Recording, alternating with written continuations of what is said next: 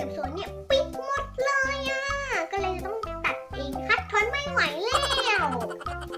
ด้วยอุปกรณ์ของเราเนี่ยมีแค่3 อย่างเท่านั้นเองค่ะมาดูกันว่าจะตัดผมสวยๆได้หรือเปล่าอย่างแรกหวีค่ะนี่มีอยู่แล้วที่บ้านค่ะไม่ต้องซื้ออย่างที่2นะคะนี่เป็นกรรไกรค่ะถ้าบ้านไหนมีอยู่แล้วนะคะก็ไม่ต้องซื้อนะคะนี่แต่ต้องคมนะนี่อย่างที่3ค่ะหวีซอยผมค่ะอันนี้สำคัญมากเลยนะคะนี่เอาไว้จัดทรงให้สวยนะคะนี่ราคา35 บาทค่ะนี่ซื้อมาจากร้านสะดวกซื้อเดี๋ยวเรามาเริ่มตัดกันเลยค่ะแต่ก่อนที่จะตัดนะคะเราจะต้องสระผมให้สะอาดก่อนค่ะแล้วก็ปล่อยผมให้หมาดๆแบบนี้นะนี่พอเปียกนิดนึงนี่ค่ะหลังจากนั้นนะคะก็คลุมผ้าให้เรียบร้อยค่ะนี่เพื่อป้องกันเส้นผมเนี่ยเข้าไปในเสื้อผ้านะคะ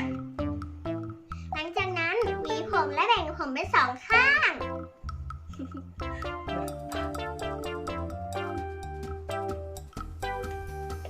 จากนั้นนะคะก็มาถึงเป็น2 ข้างแบบนี้ค่ะจะเส้นเท่าไหร่นะคะก็ตัดเท่านี้ได้เลยค่ะจะมาเท่านี้ได้เลยนี่ค่ะจากนั้นนะคะเราก็ใช้กรรไกรตัดตรงนี้เลยค่ะตัดไปข้างนึงแล้วค่ะนี่ตายเป็นไม้ม็อบเลย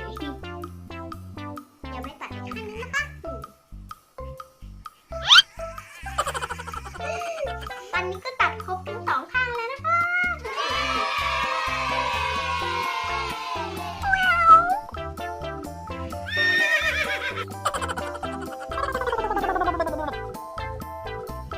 ตอนนี้นะคะก็ตัดผมเสร็จแล้วนะคะแต่มันก็ยังไม่เป็นทรงนะเดี๋ยวเราจะมาซอยกันตัดแต่งจนกว่าจะได้ทรงที่ต้องการนะคะ